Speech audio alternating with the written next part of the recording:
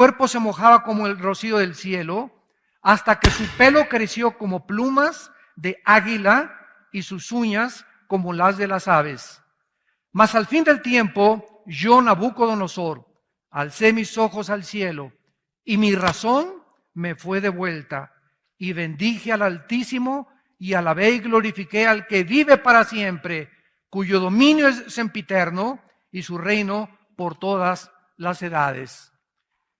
En este capítulo 4 de Daniel, nos estamos ubicando históricamente hace 2600 años aproximadamente, precisamente en la zona geográfica donde tuvo su inicio el jardín del Edén o la civilización humana, ya que el jardín del Edén, de acuerdo a la Biblia, estaba situado entre los ríos Tigris y Éufrates. Y es muy interesante que precisamente lo que hace 2600 años pasó con un rey. Nos trasladamos al siglo XXI en el cual nos encontramos y nos damos cuenta que los lugares geográficos donde la Biblia dice que se inició la civilización y donde la Biblia afirma que la civilización va a terminar, es precisamente, damas y caballeros, donde actualmente los medios de comunicación y todos los encabezados actualmente de los periódicos en este mes de agosto del año 2014 en que nos encontramos, Irak y Siria están amenazando al mundo e involucrando a las naciones del mundo para que ya entren a un conflicto que se puede convertir en una tercera guerra mundial. Ahorita está tan grande la tensión en el Medio Oriente entre esta guerra civil que hace algunos años el presidente de Estados Unidos retiró las tropas de Irak porque ya no querían, ¿verdad?, inmiscuirse en la política de Irak y dijeron, pues ustedes, los iraquíes, encárguense de defender su nación. Estados Unidos no quiere ya intervenir ni tampoco regresar al colonialismo, sino que ellos pudieran comenzar a resurgir como una nación. Desgraciadamente, Estados Unidos se retiró anticipadamente, porque Estados Unidos, cuando se retiró, se quedaron en Irak los chiitas, los musulmanes chiitas. Y para que podamos nosotros entender cómo está esta situación, voy a retroceder un poco a la historia, para que podamos tener una más comprensión más amplia de lo que está pasando en el mundo, porque tú como cristiano y yo también necesitamos estar actualizados y entender que lo que la Biblia explica es lo que está pasando a nuestro alrededor, porque esto demuestra las evidencias y la inspiración divina de las Sagradas Escrituras.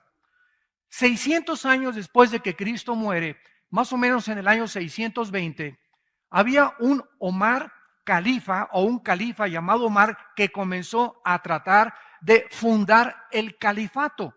¿Qué cosa es el califato? El califato es el dominio de los califas, o sea, un rey gobernando a todos los musulmanes. Cuando Mahoma muere, entonces se divide los musulmanes en dos ramas. Unos decían, no, es que los musulmanes debemos de gobernar los que venimos de la herencia directa de Mahoma. Y estos fueron los sunnis. Y otros dijeron, no, es que el derecho de gobernar es democráticamente. No tiene que ser a través del linaje de Mahoma, es por votación. Y ahí nacieron los chiitas. Entonces los mismos hermanos, ¿verdad?, musulmanes, se dividen completamente en dos secciones, los sunnis y los chiitas.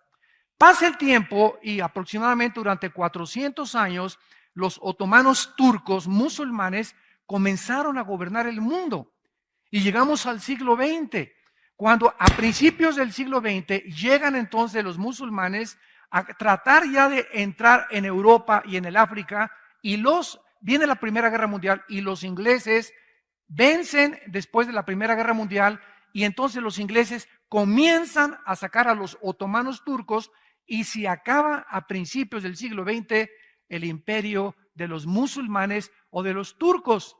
Sin embargo, en la sangre de ellos quedó el deseo de volver a revivir el califato, el dominio de los musulmanes en todo el Medio Oriente.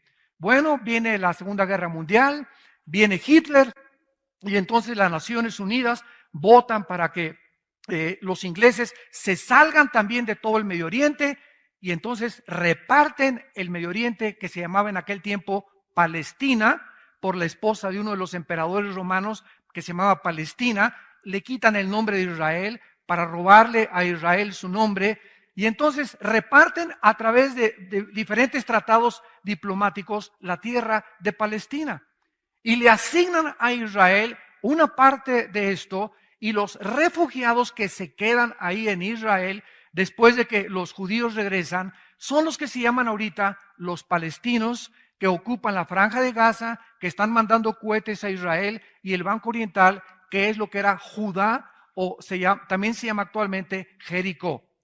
Muy bien, después de la Segunda Guerra Mundial, los árabes se juntan y los quieren volver a sacar a los judíos. Y entonces, durante todo el siglo XX, los musulmanes fueron hechos completamente a un lado.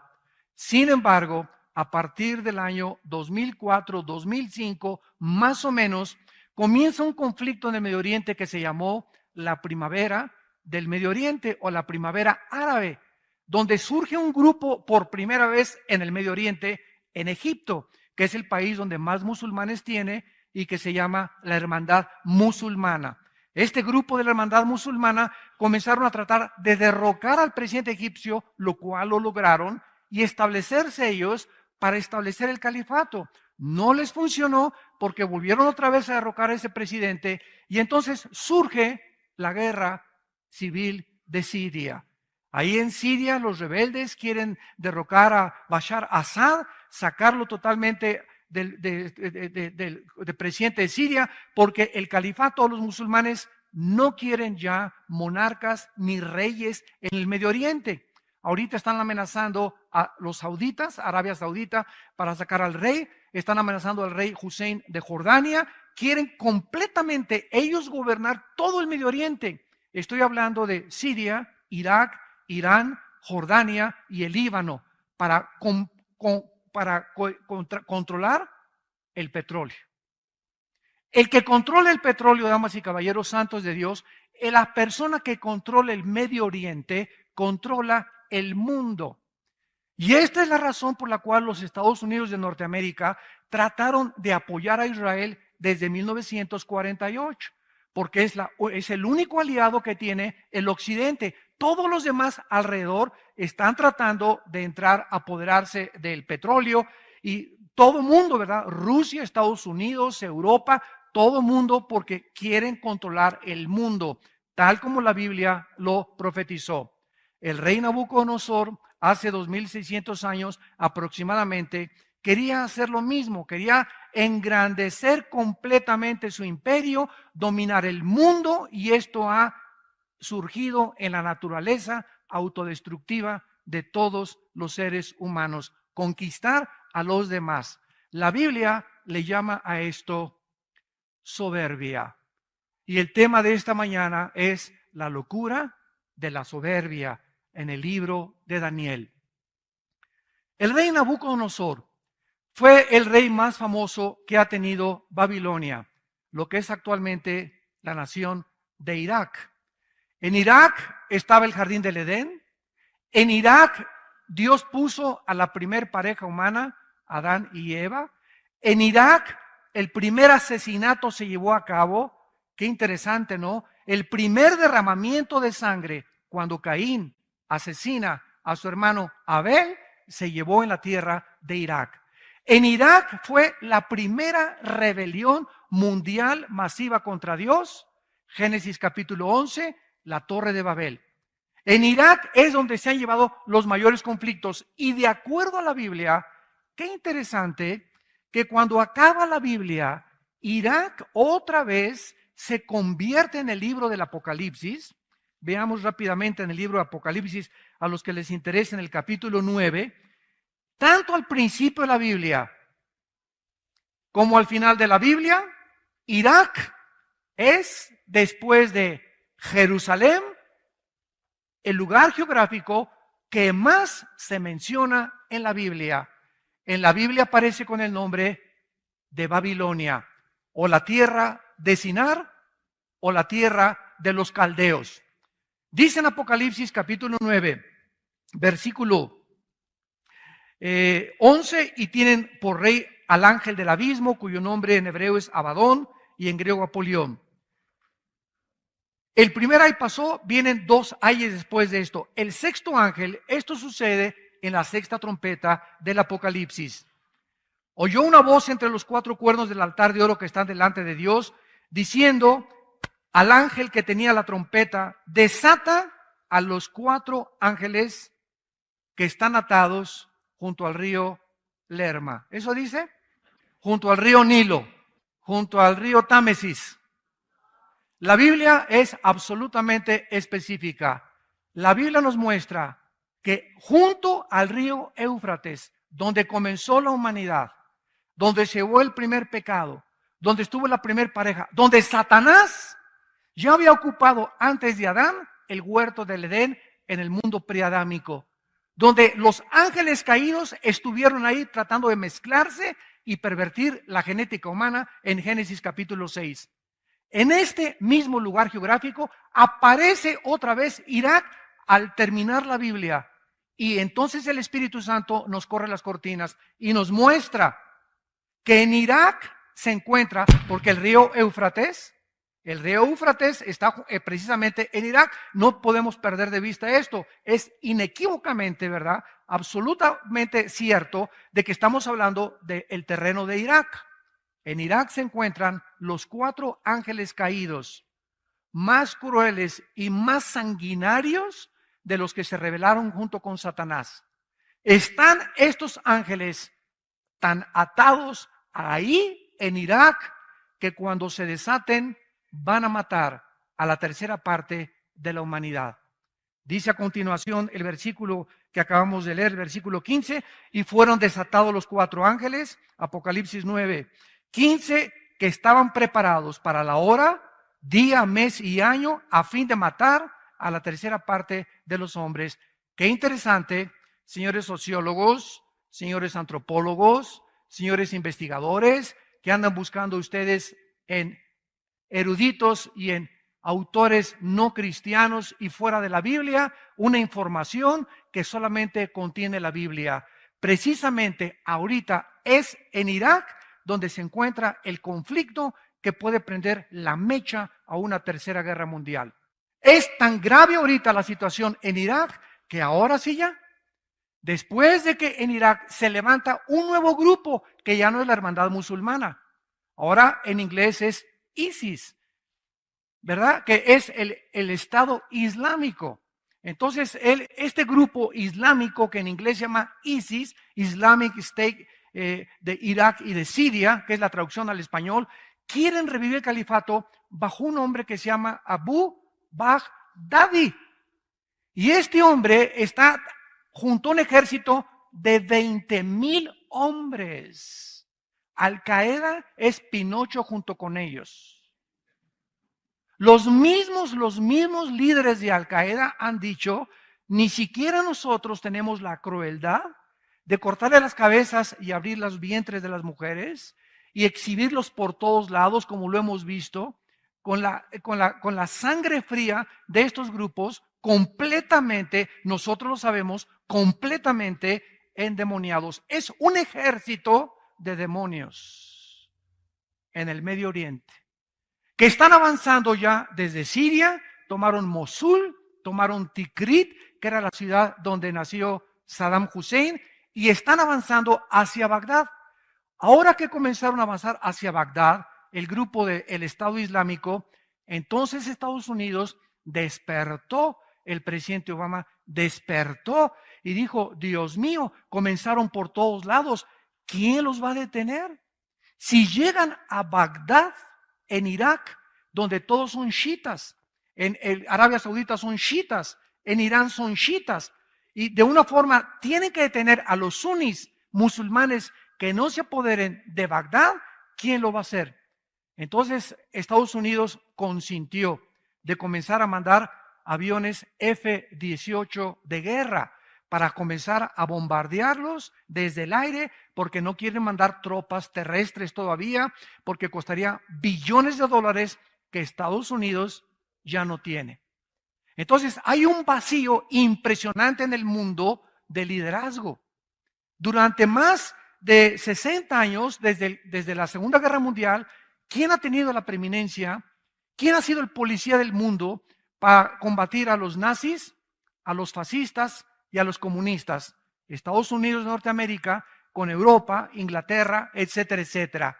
Pero ahora que Estados Unidos ha caído económicamente, ahora que Europa se encuentra, España, Portugal, Grecia, Italia en la bancarrota económica, ahora que Alemania ya no tiene dinero para prestarles a las naciones para poder ayudarlas como tenían después de la Segunda Guerra Mundial, hay un vacío impresionante en el mundo. Y este vacío, ¿quién lo va a ocupar? ¿Quién va a cuidar ahora a todos estos salvajes de que se apoderen del mundo? Antes era Estados Unidos, Inglaterra y Europa, ya no quieren entrar. ¿Por qué no han podido detener a Putin? Putin llega con sus tropas descaradamente a Ucrania, se apodera de la península de Crimea, donde está el Mar Negro y donde está la base naval más grande de Rusia. ¿Por qué? Porque de ahí brinca Rusia, tal como Ezequiel capítulo 38 lo profetizó hace 2500 años en la Biblia. Rusia, Magog, Rosh y Magog van a brincar junto con Irán para atacar a Israel y apoderarse del petróleo. Todas las cosas que están profetizadas en la Biblia, ¿verdad? Lo tenemos en este libro que escribí y lo pueden encontrar ustedes también en la palabra de Dios. Pero ¿quién va a detener ahora este grupo? Pues están tratando de bombardearlos desde el aire y entonces ahora Europa dice ya no podemos entrar.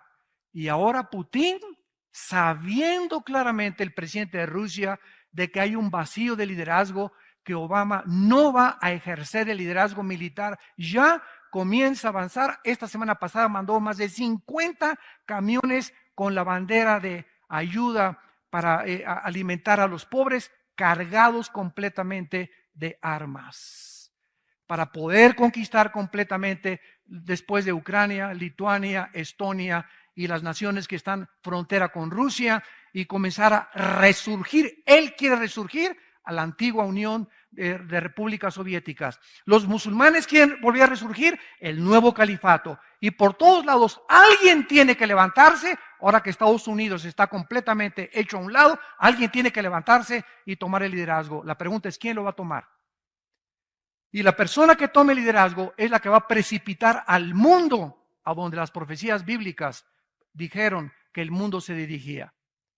Toda esta información es maravillosa a la luz de la Biblia y el ejemplo que tenemos en el rey Nabucodonosor, presidente rey de Irak, del imperio babilónico, el más grande que ha existido después del imperio romano, era precisamente que este rey comenzó a ensoberbecerse y a creer que él podía gobernar el mundo hasta que 3 veces, regresamos al libro de Daniel, 3 veces se le da este mensaje al rey de Irak.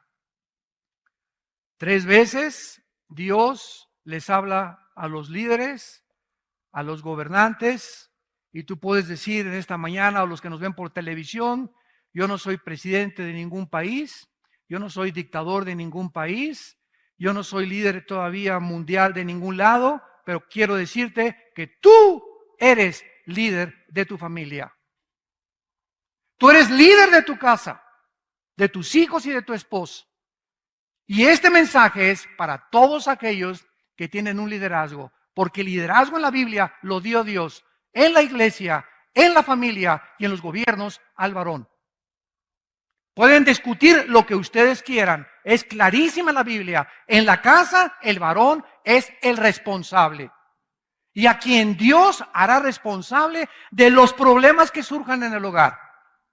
Y si hay un divorcio, a menos que sea por adulterio y que tu mujer se fue con Juan Charrasqueado, ¿verdad? Entonces es muy diferente. Pero fuera de eso, nosotros somos los que tenemos que poner el liderazgo en la casa. Responsables económicamente de la casa, moralmente de la casa, y de que nuestros hijos caminen bien, que no introduzcan drogas a la casa, que vean nuestros hijos en nosotros el ejemplo. Y así como nosotros somos responsables y algún día vamos a dar cuentas a Dios. Algún día, cuando tú mueras y yo muera, vamos a estar ante el tribunal de Dios. Te puedes reír todo lo que quieras y puedes burlarte todo lo que quieras de Dios. Pero está escrito que tienes que morir. Y cuando tú mueras, ¿qué susto te vas a llevar? Y esto es un mensaje que Dios le da a todas las personas para que entendamos que no somos dioses. Vean ustedes este mensaje en el versículo 17, 25 y 32 de Daniel capítulo 4. Dice el versículo 17, la sentencia es por decreto de los vigilantes, o sea, los ángeles que Dios mandó a darle este recado a Nabucodonosor. Y por dicho de los santos, la resolución, para que conozcan los vivientes que el Altísimo gobierna el reino de los hombres y a quien Él quiere lo da y constituye sobre Él al más bajo de los hombres. Nabucodonosor había tenido un sueño, que era un árbol que crecía inmensamente hasta el cielo y cuyo follaje del árbol era grandísimo y las aves venían y se paraban en las ramas de este árbol.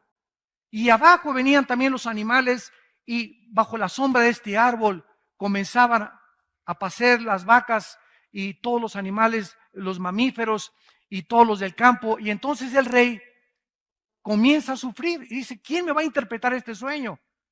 Y por variar, ¿verdad? Le habla a los discípulos de Walter Mercado, a los astrólogos y a los magos y a los brujos y a los chamanes. A ver, vengan y díganme ustedes de qué se trata este sueño. Y como ninguno de ellos podía interpretar el sueño, ¿qué significaba ese árbol que había llegado hasta el cielo?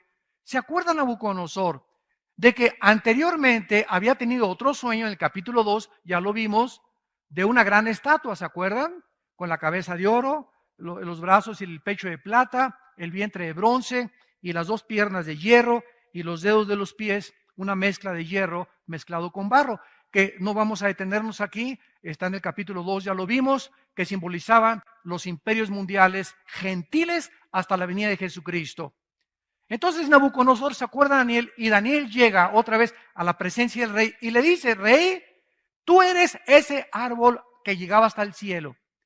Y todo el follaje y todo lo que tú tenías son las personas de las naciones junto a Babilonia que se acogieron al poder de tu majestad, de tu honor y de todo lo que Dios te ha dado.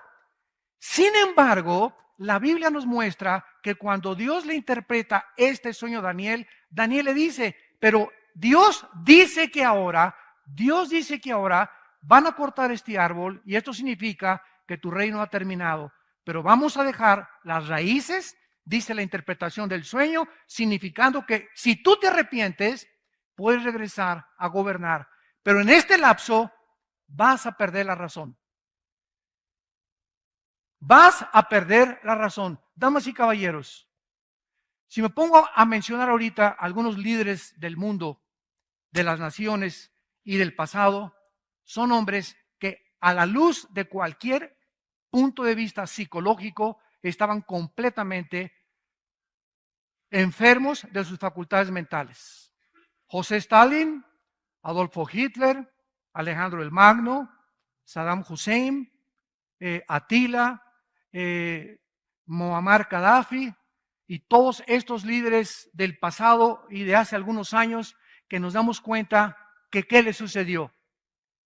Se ensoberbecieron. Se ensoberbecieron. ¿Y cómo acabaron estos líderes? Y lo que dice la Biblia, ¿verdad? Dice en el versículo 17, la sentencia es de los vigilantes hasta que conozcan los vivientes que el Altísimo gobierna.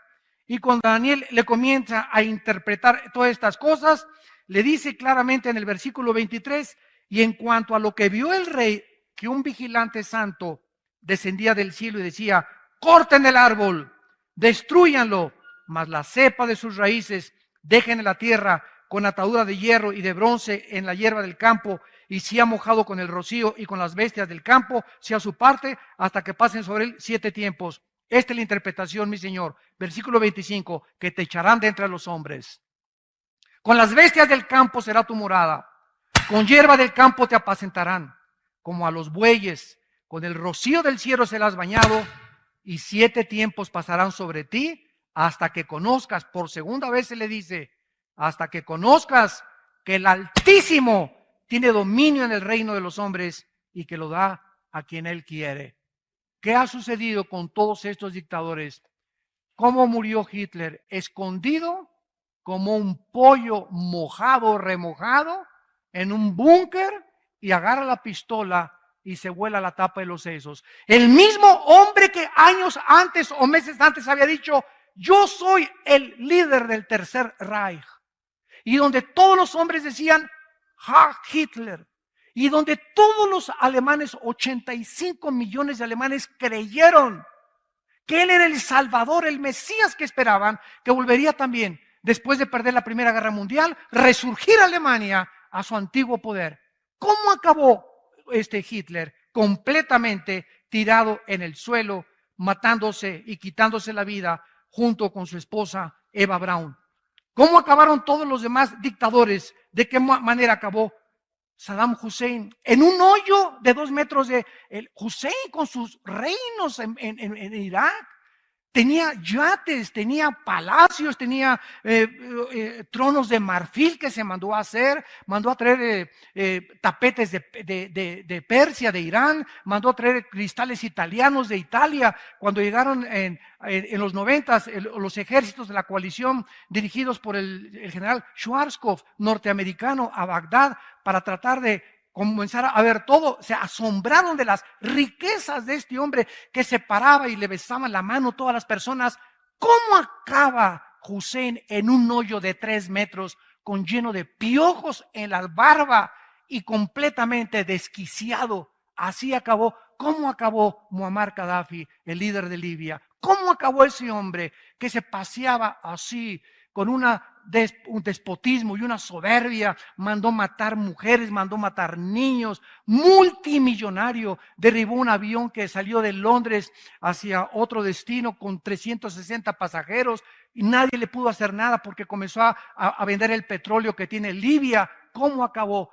Muammar Gaddafi acabó en una alcantarilla de una de las calles de Trípoli. Metido ahí escondido como ratoncito, lo encuentra el pueblo, lo sacan, le dan una madrina de aquellas, lo arrastran por todos lados, lo patean, lo sodomizan y le dan un balazo en la ambulancia. Así acabó ese hombre, como un perro completamente sarnoso. ¿Cómo murió Benito Mussolini en Italia? El contrapache, ¿verdad? Y el amigo y socio de Adolfo Hitler, Benito Mussolini, otro dictador déspota, soberbio, lo agarran en la plaza de Florencia y lo cuelga el mismo pueblo, Todos estos hombres, Hussein, Hitler, Gaddafi, Mussolini, son del siglo XX, de nuestra época o de la época de nuestros padres o abuelos. Y el mundo no entiende, y los líderes que están ahorita y que siguen vivos, los siguen sin entender que Dios es el que gobierna. Él es el único soberano. Y si tú que me escuchas tienes un puesto político, de gobernante, de autoridad, o tienes una fábrica que has prosperado o un negocio que has prosperado, nunca te ensoberbezcas. Ni creas ni digas, es que mi esfuerzo y mi negocio y mis capacidades intelectuales y físicas me han podido dar lo que yo tengo alrededor. Te equivocas con todo el corazón. Porque sabes una cosa, los vigilantes acaban de decir, sobre ti vas a caer. Ya está puesta el hacha a los árboles y cualquier árbol que no dé buen fruto será cortado. Miren ustedes en el libro de Deuteronomio, en el Antiguo Testamento, en el capítulo 8. Dios, desde antes que su pueblo entrara a la tierra de Canaán, Dios sabe lo que hay en el corazón humano. Soberbia. A continuación vamos a explicar lo que es la soberbia. Porque tú puedes creer que no lo eres y secretamente serlo y no te has dado cuenta. Y es un veneno grandísimo que va a impedir y va a seguir impidiendo que Dios te bendiga. Hay cantidad de cristianos. ¿Por qué no me bendice? ¿Por qué no prospera mi negocio? ¿Por qué no salgo adelante? ¿Por qué no tengo paz? ¿Por qué tengo que usar pastillas tranquilizantes? Equanil, Valium. ¿Por qué estoy en este estado de estrés? ¿Por qué no puedo descansar ni cuando me voy a acostar? ¿Por qué no tengo paz? Puede ser en lo más profundo de tu vida que vives con soberbia. Y si hay un pecado que Dios abomina, es la soberbia. Y antes de que su pueblo entrara a Canaán, Dios les advirtió, versículo 11, cuídate de no olvidarte de Jehová tu Dios. Deuteronomio 8, versículo 11. Para cumplir sus mandamientos, sus decretos y sus estatutos que te ordeno hoy. Escucha la advertencia. No suceda que comas y te sacies y edifiques buenas casas en que habites y tus vacas y tus ovejas se aumenten y la plata y el oro se te multipliquen y todo lo que tuvieres se aumente. ¿Y cuál es el problema cuando comenzamos a prosperar y en nuestro corazón hay soberbia? Se enorgullece nuestro corazón. Esta es la razón por la cual muchos de ustedes no han sido bendecidos tal vez económicamente. O no han podido prosperar a otro nivel y sigues como perico perro desde hace 10 años. ¿Por qué? Porque si Dios te bendijera, y ahora se ha hecho la famosa herejía de la doctrina de la prosperidad. No, tú haces esto, haz un pacto, ¿verdad? Y vas a tener dinero, y vas a tener el otro, y se va a sanar tu esposa y todo va a decir vencido, pero nunca dicen las condiciones para eso. Claro que Dios nos quiere bendecir, pero si tú eres una persona humilde de corazón. Porque si Dios te bendice con dinero y tú eres soberbio en tu vida, ese dinero, esos negocios que estás haciendo, se van a convertir en tu vida en una maldición. ¿Sabes por qué? Porque cuando uno tiene dinero o cuando uno prospera sin Dios, no sabe cómo usar el dinero. Y lo vas a usar y te lo vas a gastar en lo que menos te imaginas. Y tus negocios van a comenzar a fracasar porque hay un problema en tu vida. Ya Dios no te quiere dar más. Porque no eres generoso ni eres administrador de lo que Él te ha dado. El que es fiel en lo poco, será fiel en lo que tiene mucho. El que en lo poco es infiel, no esperes que Dios te dé más, porque en lo poco que Dios te ha dado, no ha sido fiel. Entonces, este es el peligro, que se enorgullezca tu corazón. Escucha lo que dice, y te olvides de Jehová tu Dios, que te sacó de la tierra, de Egipto, de casa de servidumbre. Versículo 16, que te sustentó con maná en el desierto, comida que tus padres no habían conocido, afligiéndote y probándote, para a la postre hacerte bien, y digas en tu corazón, mi poder y la fuerza de mi mano me han traído esta riqueza. Esa es la soberbia, tratar de buscar tu identidad aparte de Dios.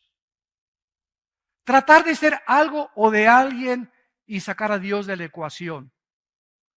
Tratar de creer que podemos llegar a los 50, 60 años de edad y podemos hacer esto, artistas de cine o deportistas, políticos o en el área en la que tú te encuentres, y creer, tú puedes llegar a alcanzar eso, sí lo puedes llegar a alcanzar, pero ¿sabes una cosa? Ve los artistas que se están suicidando, ve las cantantes que se están quitando la vida. Oye, Whitney Houston, qué voz más preciosa esta negrita.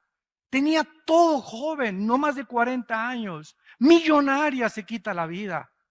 La que vestía a la esposa del presidente Obama, que era esposa o amante, no sé, de los Rolling Stones, se suicida en su closet y se cuelga. Era la modista más famosa de Nueva York.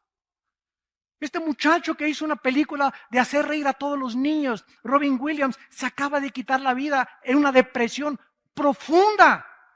Y dice, es que yo por afuera reía y lloraba por dentro.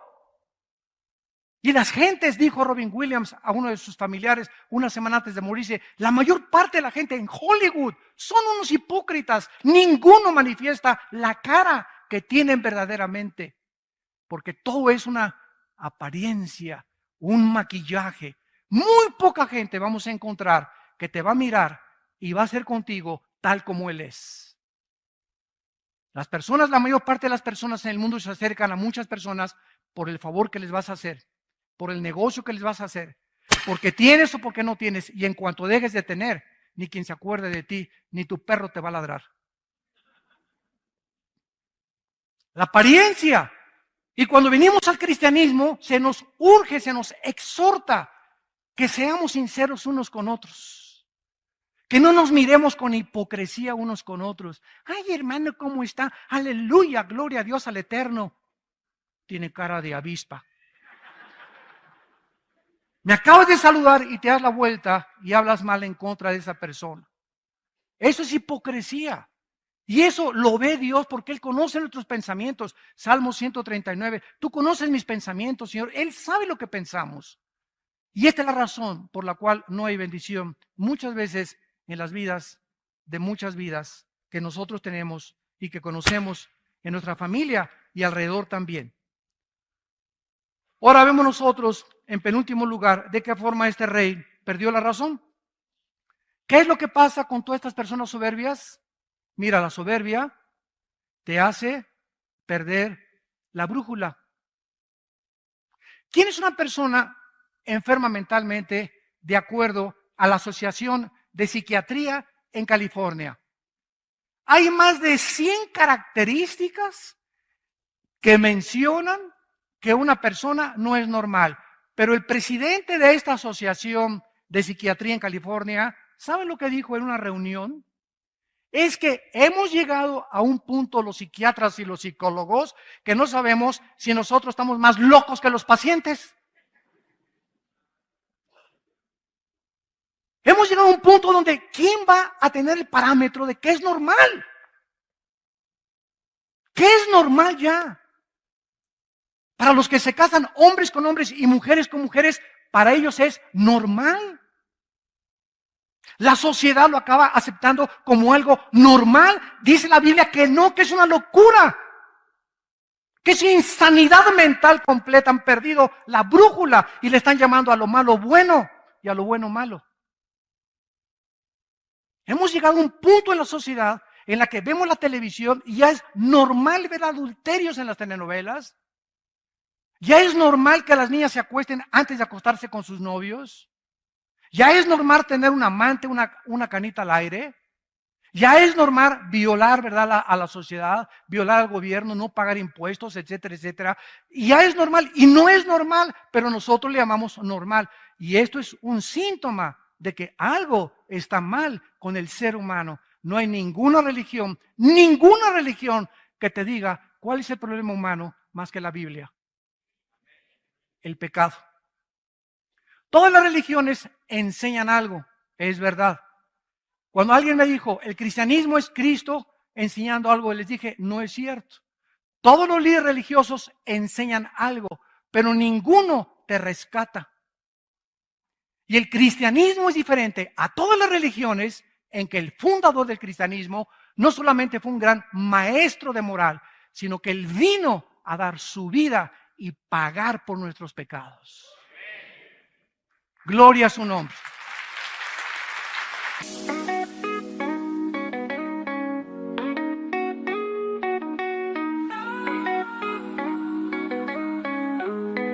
Es la grandeza del cristianismo, es la diferencia del cristianismo a cualquier otra religión. Todas enseñan algo. Confucio enseñó algo, Mahoma enseñó algo, el Zaratustra enseñó algo, pero ninguno de ellos vino a rescatar a la humanidad, más que el Hijo de Dios en una cruz. Y cuando venimos a la historia del Hijo de Dios, a la historia de las naciones, a la arqueología moderna, a la genética, a la física, a la química, a la antropología, y la comparamos con la Biblia, decimos, es más moderna que el periódico de mañana en la mañana. Y esto es lo que está pasando en el mundo, son las evidencias más grandes. El otro día tuve la oportunidad de ver un programa de esos que hacen entrevistas en una estación de televisión, CNN, en un programa que se llama Cala. Y entrevistaron a un ateo, entrevistaron a un cura católico y entrevistaron, entre comillas, a un teólogo de una universidad de Florida. Y el ateo comenzó a decir, bueno, de veras, una risita que es clásico de los ateos, burlona. Yo todos los debates que he tenido con ateos siempre, sí, ¿verdad? Sí, está loco. siempre tienen esa actitud burlona.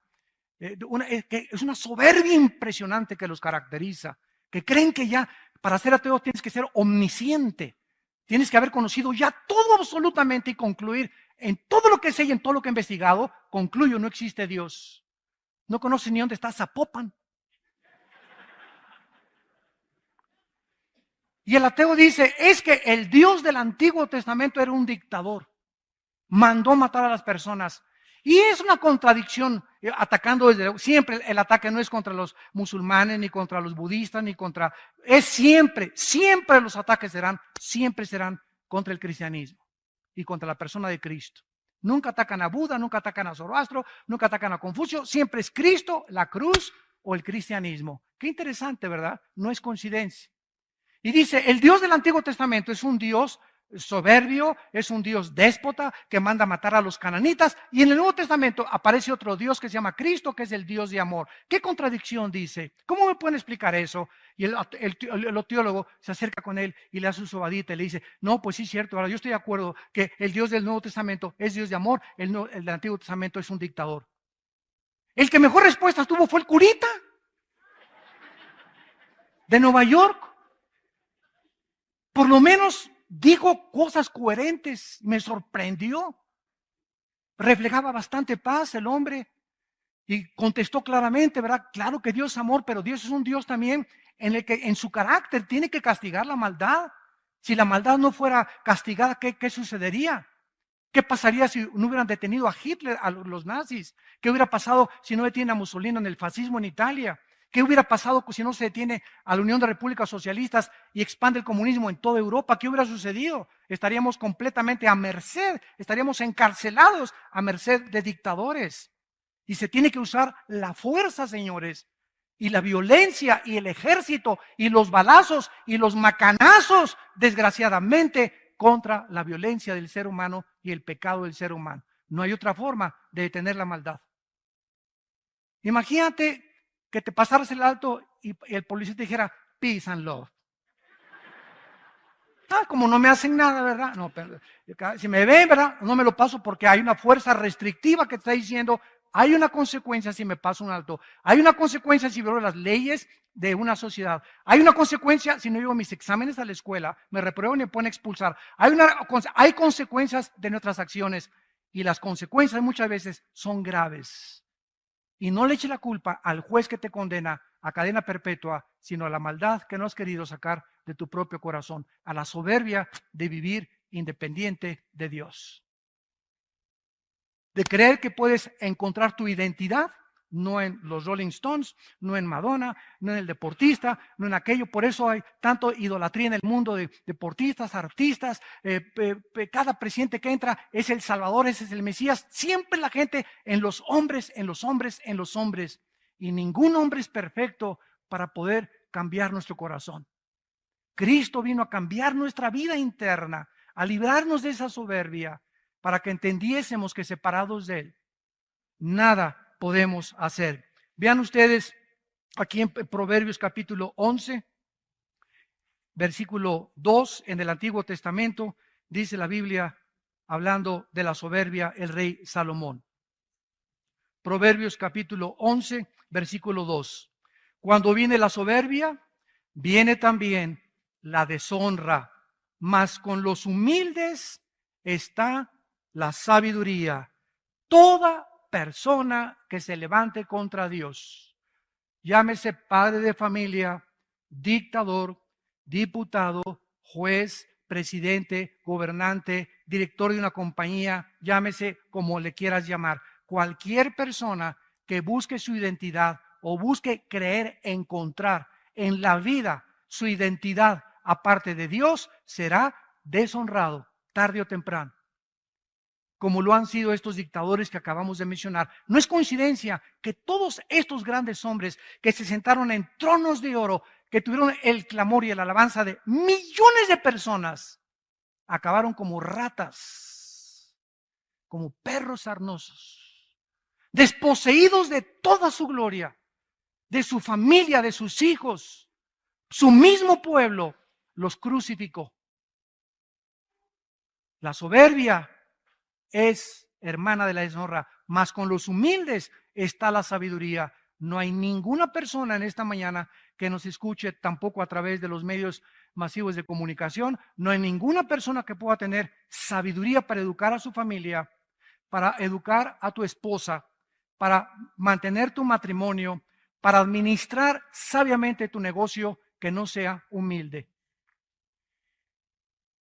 Porque es la humildad la característica imprescindible para poder administrar, gobernar una nación, gobernar mi casa, gobernar la escuela, mi negocio, todo mi dinero, mis cuentas del banco. Necesito sabiduría. Y esta sabiduría Dios la da solamente a los humildes, a los que han reconocido que el Altísimo gobierna, que cada mañana que me levanto, tengo que estar de rodillas ahí junto a mi cama, diciéndole: Padre Santo, tú eres el único que este día me vas a sostener. Yo, separado de ti, no puedo hacer nada, no soy nadie absolutamente sin ti, Señor. Ayúdame con mi esposa, ayúdame con mis hijos, dame sabiduría para administrar este dinero, dame sabiduría para este negocio, dame sabiduría. Me levanto en la mañana, me lleno de la palabra de Dios, tengo comunión con Dios y comienzo a enfrentar la vida con esa sabiduría que solo el Espíritu Santo puede dar. Y esa sabiduría, escuchen, siempre va acompañada de paz interior. Nos sentimos tranquilos. Llegamos en la noche a la casa y me acuesto tranquilo. Y no estoy como Pepita en comal.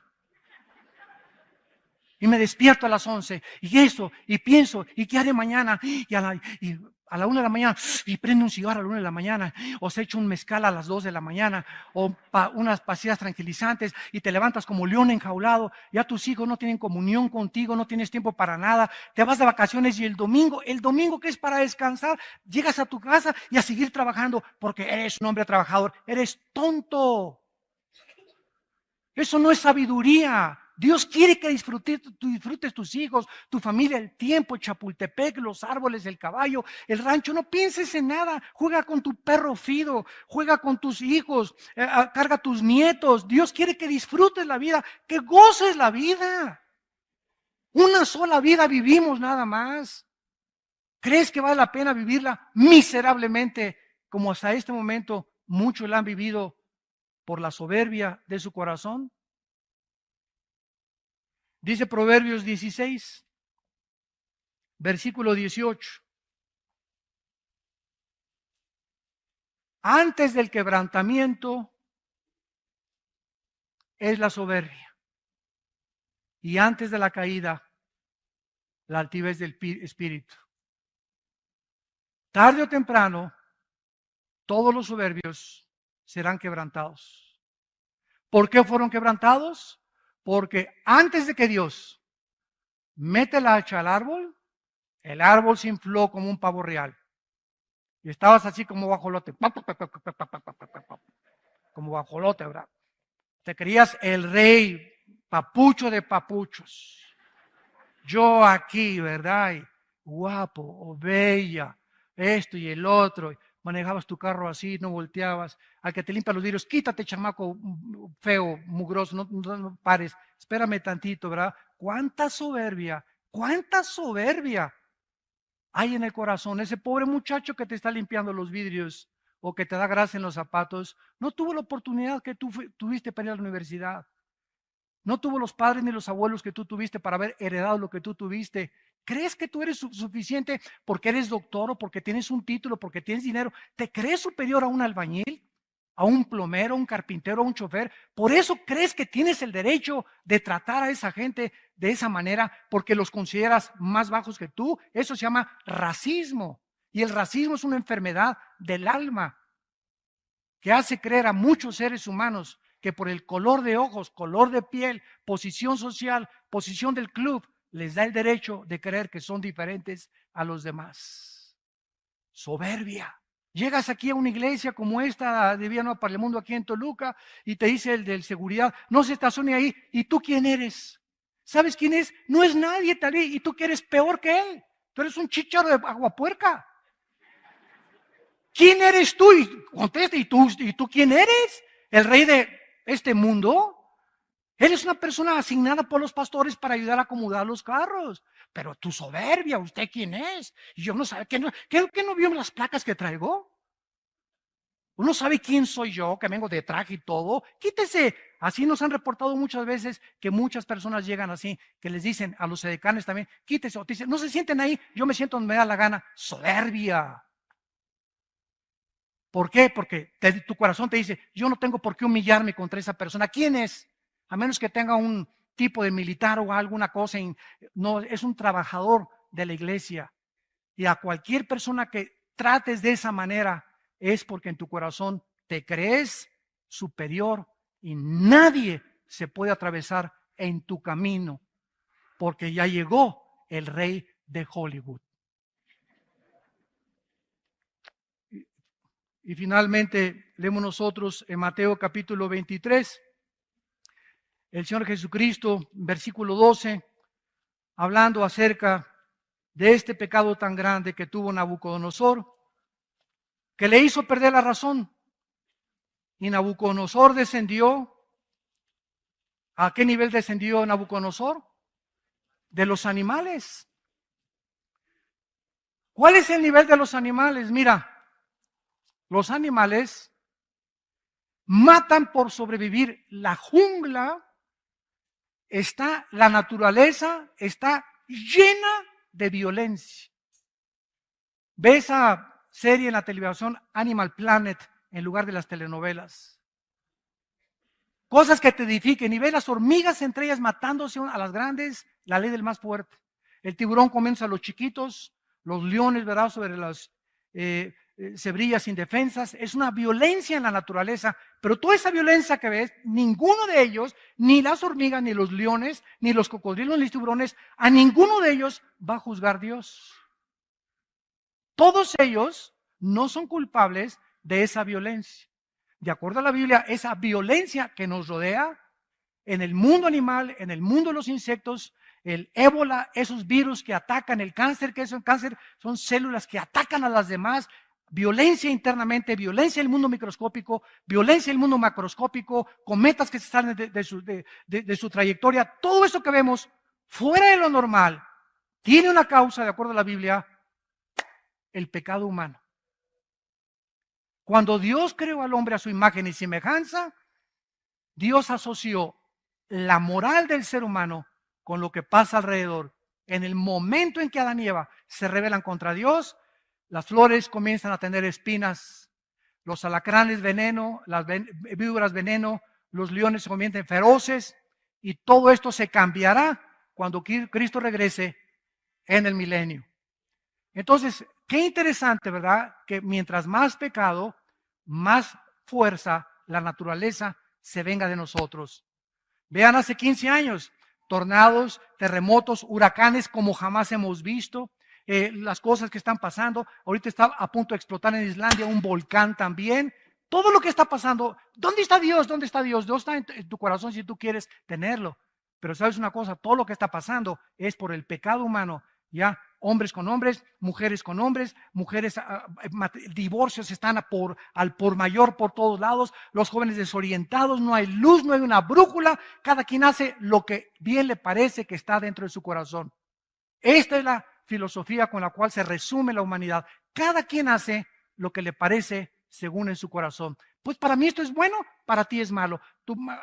Tú sigue con eso, para mí esto es bueno. ¿Sabes una cosa? Si fuera así, el relativismo, entonces, ¿quién nos da el parámetro y la línea y la medida de la moral? Para eso nos dejó Dios este libro.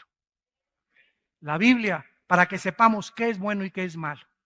Si Dios condena algo aquí es porque es malo. No lo dices tú, la doctora Corazón, Walter Mercado, el psiquiatra, ni el psicólogo. Lo dice Dios. Él estableció las leyes morales para que sobreviviéramos. Y por eso estamos a punto de autodestruirnos por la soberbia que han sacado a Dios de sus corazones. Y finalmente dice Mateo 23, versículo 12, porque el que se enaltece será humillado y el que se humilla será enaltecido.